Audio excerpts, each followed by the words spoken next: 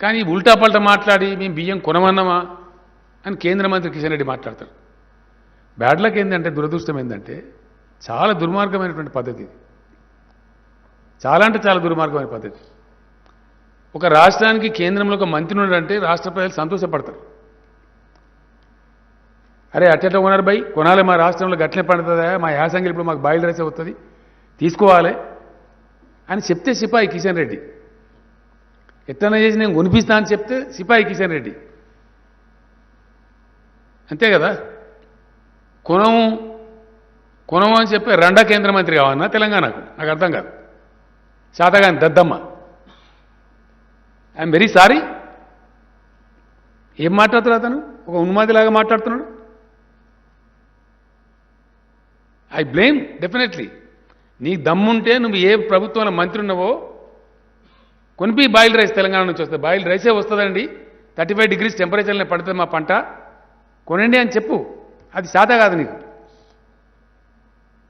ఏం దిక్కుమాలిన పాలసీ మీది? మీ చేతగాంతనాన్ని మంది మీద రుద్దుతారా? మీది రైతు హంతక ప్రభుత్వం. దిక్కుమాలిన చట్టాలు తెచ్చి మీ ప్రధానమంత్రి క్షమాపణ చెప్పిండి ఇలా రైతుల మొత్తం భారతదేశ రైతాంగానికి. ఎందుకు చెప్పిన క్షమాపణ నాకు అర్థం కాదు. 750 మంది రైతులను పొట్టన పెట్టుకున్న హంతకుల పార్టీ మీది. మీకు మాట్లాడతారా మీరు? మీది రైతు రాబందు పార్టీ. వాస్తవం కాదా? 750 మంది చచ్చిపోలేదా? 13 నెలలు పాపం వాళ్ళు కరోనాలో, ఎండలో, వానలో, చలిలో ఆడ చస్తే వాళ్ళని ఆందోళన జీవులని అవమానపరిచి, ఇష్టం వచ్చిన నోటికొచ్చిన కారు కూతలు తిట్టి, కొట్టి చంపమని హర్యానా ముఖ్యమంత్రి చెప్పి, కారులు ఎక్కించి తొక్కించి చంపి, చివరికి క్షమాపణ చెప్పింది మీరు. మళ్ళీ సిగ్గు లేకుండా మాట్లాడుతుండే. ఇలా మేము రైతు బంధువులం, మేము చేయలే. నాశనం అయిపోయినటువంటి చెరువులన్నీ బాగా చేయలే, కనబడతలేవా? దా, ఏ ఊరికి వస్తావు? ప్రాజెక్టు మేము కట్టలే, కనబడతలేవా? ఇలా స్టెబిలైజ్ కాలేదు ఆయకట్టు. ఆన్గోయింగ్ ప్రాజెక్టులను మేము కంప్లీట్ చేయలే. ఎవరు కంప్లీట్ చేసినారు? ఎల్లంపల్లి ప్రాజెక్ట్ ఎవరు కంప్లీట్ చేసినారు? మిడ్మానర్ ప్రాజెక్ట్ ఎవరు కంప్లీట్ చేసినారు? నెట్టెంపాడు, కల్వకుర్తి, భీమా, కోయిల్ సాగర్ ఎవరు కంప్లీట్ చేసినారు? దశాబ్దాల తరబడి పెండింగ్ ఉన్నాయి. దేవాదుల ప్రాజెక్ట్ ఎవరు కంప్లీట్ చేసినారు? ఇవన్నీ కాకుండా అడ్డగోలుగా మాట్లాడతాము, రాజకీయాలు చిల్లర రాజకీయాలు మాట్లాడతామని చిల్లర లూజ్ మాటలు. ఇంకా ఎంత చీప్గా అంటే ఇది మరీ దరిద్రం. పెట్రోల్ డీజిల్ రేట్లు పెంచింది ఎవరండి దేశంలో? నరేంద్ర మోడీ ప్రభుత్వం కాదా? ఈ కిషన్ రెడ్డి మంత్రి ఉన్న ప్రభుత్వం కాదా? అప్పుడు క్రూడాయిల్ ధర ఎంత, ఇవాళ క్రూడాయిల్ ధర ఎంత? క్రూడాయిల్ ధర తగ్గినాక కూడా మీరు అబద్ధాలు చెప్పి మోసం చేసి దేశాన్ని డీజిల్ ధర పెంచుతారు. పెంచిన తదుపరి రాష్ట్రం వేడ తగ్గిస్తారని ధర్నా చేస్తారు. మరి సిగ్గుందా మీకు? అని ఇజ్జతమానం ఏమైనా ఉందా? ఇంత అమాయకుల ప్రజలు గొర్రెలా? నువ్వు పెంచాలా, మేమేమో తగ్గి అన్నా? ఇది నీతా? ఇది కేంద్రాన్ని పరిపాలించే, దేశాన్ని పరిపాలించే ఒక ప్రభుత్వం చేసేటువంటి గొప్పతనమా ఇది? ఇదేం దందా అండి? నాకు అర్థం కాదు. డెఫినెట్గా వీళ్ళు ముంచేటోళ్ళు తప్ప మంచి చేసేటోళ్ళు కాదు, తేలిపోయింది. ఇప్పుడు రైతుల వ్యతిరేక పార్టీ 100%. కిషన్ రెడ్డి మాట్లాడతారు రైతులతో మోడీ ఉండి కొనుమని, బాయిల్ రైస్ కొనుమని. నువ్వంత గొప్పడో అయితే అట్లా కొనరా, కొనిపిస్తాం, కేంద్రంతో మాట్లాడిస్తామని చెప్పు. నేను పండితే 75 లక్షల ఎకరాల వరి మేము రెడీగా ఉన్నామా వేయడానికి. నువ్వు కొంటాడు, మేము వద్దంటున్నామా? ఎవరు మోసం చేస్తావు నువ్వు? రైతులు బండియాలి, వాళ్ళ కొంపలు ఆరిపోవాలి, గందరగోళం చెలరేగన్న ఇక్కడ తెలంగాణలో. మళ్ళీ రైతుల ఆత్మహత్యలు పునరావృతం కావన్నా? ఇది చాలా భరించరానటువంటి మాటలు ఇవ్వాలి అతను మాట్లాడి. ఇలా అగ్రికల్చర్ పాలసీ నీకు ఎరక తోక. అగ్రికల్చర్ పాలసీ మాకెందుకు లేదు? అగ్రికల్చర్ పాలసీ బ్రహ్మాండ. అగ్రికల్చర్ పాలసీ లేకపోతేనే 1,41,00,000 టన్నుల బియ్యం ఇచ్చిన మనకు పోయిన సంవత్సరం. ఏం కొనుంటాం? అదంతా కాదా? తెలంగాణ వడ్డు పండిస్తుంది, బాయిల్ రైస్ అవుతుంది, కొంటవా కొనవరా బాయ్ చెప్పండి, అది అది చెప్పాడట. అంత వాటి ముఖ్య అన్నది అంటే మూడు చోటు దింపి చూపించినట్టు. రా రైస్ ఎంత తీసుకుంటావు అది చెప్పాడు. వానాకాలం దానికే దిక్కులేదు. ఇప్పుడు వర్షాకాలంలో ఎంత ఎంత తీసుకుంటావో చెప్పండి చెప్పాడట. పంట వస్తూనే ఉన్నది, కొంటూనే ఉన్నాం. ఇవాళకి ఆల్రెడీ తెలంగాణ ప్రభుత్వం 22 లక్షల టన్నులు కొనేసింది. కానీ మేము కళ్ళ అక్కడ పోయి డ్రామా పెడతాము. ఇప్పుడు పెడదు రాయిగా. మేము స్పష్టంగా తెలంగాణ రైతాంగాన్ని తెలియజేస్తూ ఉన్నాం. ఇవాళ కేంద్రంలో ఉన్న ప్రభుత్వం వైఖరి మీరు గమనిస్తూ ఉన్నారు. రైతు చట్టాలు తెచ్చి వాళ్ళని అరిగోసబెట్టి ఢిల్లీ బార్డర్ మీద సల్లె వాళ్ళని చంపి 700 మంది 50 మంది రైతులను చంపి ఇలా తీరా చట్టాలు వాపసు తీసుకున్న ప్రభుత్వం కేంద్ర ప్రభుత్వం, బీజేపీ ప్రభుత్వం. అంటే ఎంత డులుముల్ ప్రభుత్వం ఇది, ఎంత మోసగారి ప్రభుత్వం. ఈ ప్రభుత్వంలో ఉన్న కేంద్ర మంత్రి కావచ్చు, ఇక్కడ ఉండబడే వాళ్ళ పార్టీ అధ్యక్షుడు కావచ్చు, చాలా దరిద్రంగా ప్రజలను కన్ఫ్యూజ్ చేసే విధంగా మాట్లాడుతూ ఉన్నారు.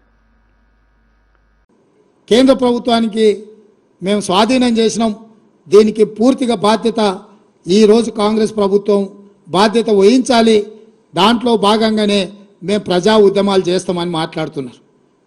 నువ్వు ప్రజా ఉద్యమాలు చేయడానికి ప్రజల దగ్గరకు పోతే చెప్పు తీసుకొని కొడతారు. ఎందుకు అని అంటే మొత్తం పాపాల బైరోడివే నువ్వు, మొత్తం ఇంత కట్ట కాగితాలు ఉన్నాయి ఈడ, ఇంకా చాలు ఉన్నాయి, కొన్ని మన క్రోడీకరించి కొన్ని తెచ్చిన. అదేవిధంగా మేము వచ్చిన తర్వాత జరిగిన మీటింగ్లో స్పష్టంగా మేము ప్రాజెక్టులు మాకు నీటి కేటాయింపులు పూర్తిగా 50% నీళ్లు కేటాయించి మా హక్కులు మొత్తం మాకు నికర జలాలు కేటాయించినాకనే ప్రాజెక్టులను హ్యాండ్ ఓవర్ చేశాయని చర్చ జరుగుద్ది, లేకపోతే దానికి ఒప్పుకునేదే లేదని మా అధికారులు స్పష్టంగా చెప్పారు. ఇదే కాదు, షెకావత్ దగ్గరికి నేను ఉత్తమ్ కుమార్ రెడ్డి గారు జాతీయ ప్రాజెక్టుల కోసం పోయినప్పుడు చర్చ వస్తే కూడా స్పష్టంగా చెప్పినాం. కృష్ణా నది మీద, గోదావరి నది మీద తెలంగాణ రాష్ట్రానికి రావాల్సిన నీటి కేటాయింపుల మీద స్పష్టత వచ్చినాకనే ప్రాజెక్టులను అప్పజెప్తాము. అప్పటి వరకు ప్రాజెక్టులను అప్పజెప్పడం అనే చర్చ అసంపూర్తి చర్చ. ఈ చర్చలు జరిగినా ప్రయోజనం లేదు. శాశ్వతంగా అన్ని సమస్యల్ని పరిష్కరించండి. ఇదే కాదు, మహారాష్ట్ర కృష్ణాలో ఉన్న కృష్ణానది మీద ఉన్న ప్రాజెక్టులను కూడా బోర్డు పరిధిలోకి పట్టుకరండి. తెలంగాణను తీసుకొచ్చి ఆంధ్రప్రదేశ్ను తెచ్చి కర్ణాటకను వదిలితే కర్ణాటక మాకు వదలాల్సిన నీళ్ళు వదలకపోతే అడిగేవాడే లేడు. కాబట్టి కృష్ణానది మహారాష్ట్రలో పుట్టిన కాడ నుంచి ఆంధ్రప్రదేశ్లో సముద్రంలో కలిసే వరకు ఉన్న అన్ని ప్రాజెక్టులను బోర్డు పరిధిలోకి పట్టుకొచ్చినప్పుడు సరైన న్యాయం జరుగుద్దని చెప్పి నేను ఉత్తమ్ కుమార్ రెడ్డి గారు జలశక్తి మంత్రి షెకావత్ గారికి చెప్పడం జరిగింది.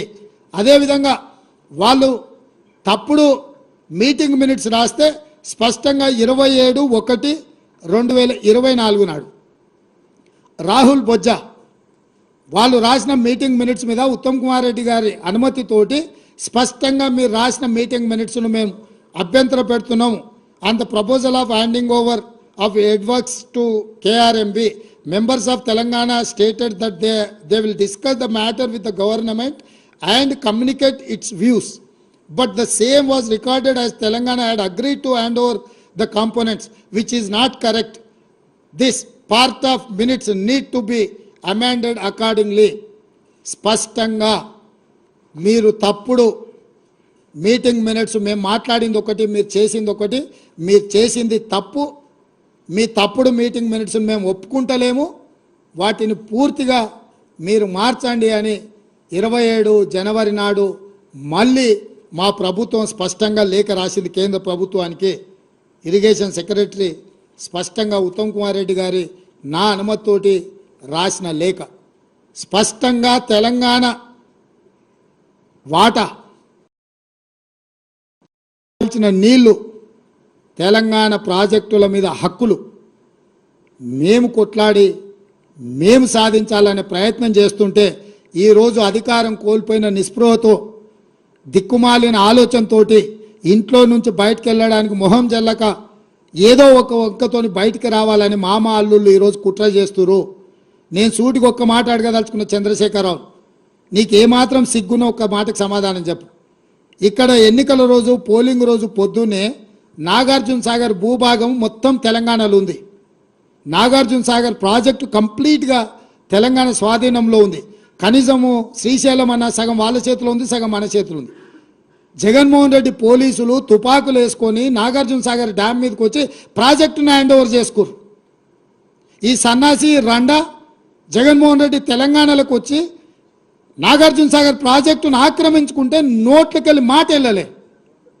రండ పనులు చేసింది లొంగిపోయింది నువ్వు చంద్రశేఖరరావు. నువ్వు రండగాడి కాబట్టి జగన్మోహన్ రెడ్డి వచ్చి నాగార్జున సాగర్ మీద తుపాకులు పెట్టి ప్రాజెక్టును హ్యాండ్ ఓవర్ చేసుకుండు. అదే కాంగ్రెస్ అధికారంలో ఉన్నప్పుడు వచ్చి చూడమను, ఇవాళ రమ్మను, వచ్చి నాగార్జున సాగర్ మీదకి రమ్మను జగన్మోహన్ రెడ్డిని. నువ్వు రండగాడివి, జగన్మోహన్ రెడ్డికి ప్రాజెక్టును తాకట్టు పెట్టి తుపాకులు తీసుకొని వచ్చి నాగార్జున సాగర్ డ్యామ్ను ఆక్రమించుకుంటే పల్లెత్తు మాట మాట్లాడలేదు. నువ్వు పోయి కేంద్ర ప్రభుత్వానికి ప్రాజెక్టులను హ్యాండ్ ఓవర్ చేయడానికి నిధులను కేటాయించినోడు నువ్వు వచ్చి మమ్మల్ని బదనాం చేస్తావా, మా మీద మాట్లాడతావా? వాస్తవాలు ఇట్లుంటే అబద్ధాలతోని అధికారం కోల్పోయిన నిరాశ నిస్పృహలతోటి ఈరోజు మమ్మల్ని బదనాం చేసే కార్యక్రమం పెట్టాను. అందుకే నేను సూటిగా ఈ ఆధారాలు మీ ముందలు చెప్పి మీ ముందర మాట్లాడితే రేవంత్ రెడ్డి సెక్రటేరియట్లో సమావేశం పెట్టి చాలా మాట్లాడిండు. ఆయన కథ ఏంది, ఆయన కమామిస్ ఏంది అని ఆయన మాట్లాడతాడు. అందుకే నేను సూటిగా ఈరోజు మంత్రివర్గ సమావేశం అవుతుంది. అసెంబ్లీ సమావేశాలు ఎప్పటి నుంచి ఉంటాయో సాయంత్రం వరకు మీకు చెప్తాము. అసెంబ్లీ సమావేశాలల్లో వైట్ పేపర్ ప్రాజెక్టుల మీద రిలీజ్ చేస్తాం, ప్రాజెక్టుల హ్యాండ్ ఓవర్ మీద చర్చ పెడతాం. 48 గంటలు